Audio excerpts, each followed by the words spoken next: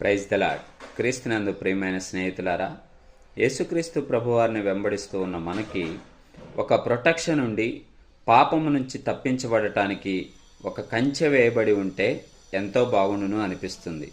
ఎందుకనగా దుష్టుడు మనల్ని ఏ విధము చేతనైనను భ్రమపరిచి పాపములో దించాలని ప్రయత్నం చేస్తూ ఉంటాడు.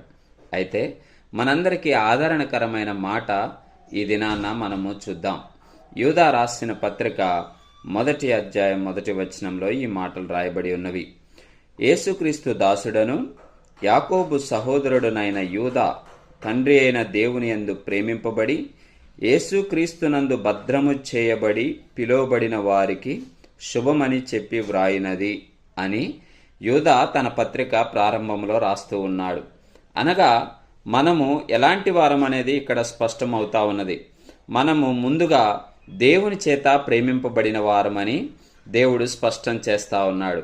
అనగా మనము సంతోషించదగిన విషయం ఏంటంటే, దేవుడు మనల్ని ప్రేమిస్తూ ఉన్నాడు కాబట్టి తాను ప్రేమించే తన బిడ్డలను తండ్రి ఎంతగా ప్రేమిస్తాడో, ప్రతి విషయం నుంచి, ప్రతి బంధకము నుంచి, ప్రతి సమస్య నుంచి తండ్రి బిడ్డలను ఎలాగా ప్రొటెక్షన్ చేస్తాడో, మన దేవుడు కూడా మన ఆత్మీయ జీవితంలో మనల్ని ప్రొటెక్ట్ చేస్తూ ఉంటాడన్నది మనకి ఎంతో నిరీక్షణతో కూడిన ఆశీర్వాదం. అలాగే దేవుడు ఇంకా ఏమని చెప్తూ ఉన్నాడంటే, మనము యేసుక్రీస్తునందు భద్రము చేయబడి పిలువబడిన వారమని వాక్యము సెలవిస్తూ ఉంది. దేవుని చేత ప్రేమింపబడిన వారము. రెండవది, యేసుక్రీస్తునందు మనము భద్రము చేయబడ్డాం. అనగా మన చుట్టూ ఒక కంచె, యేసుక్రీస్తు ప్రభువారు మనకి ఒక కంచెగా ఉన్నారని, ఆయన యందు మనం భద్రము చేయబడినామని ఈ వాక్యము స్పష్టము చేస్తూ ఉంది. కాబట్టి ప్రియమైన వారలారా, ఈ నూతన సంవత్సరంలో మనము దేనికి భయపడవలసిన అవసరం లేదు. ఎందుకనగా మనము దేవుని చేత ప్రేమింపబడిన వారము, అలాగే యేసుక్రీస్తునందు భద్రము చేయబడిన వారము. కాబట్టి మనము దేనికి భయపడవలసిన అవసరం లేదు.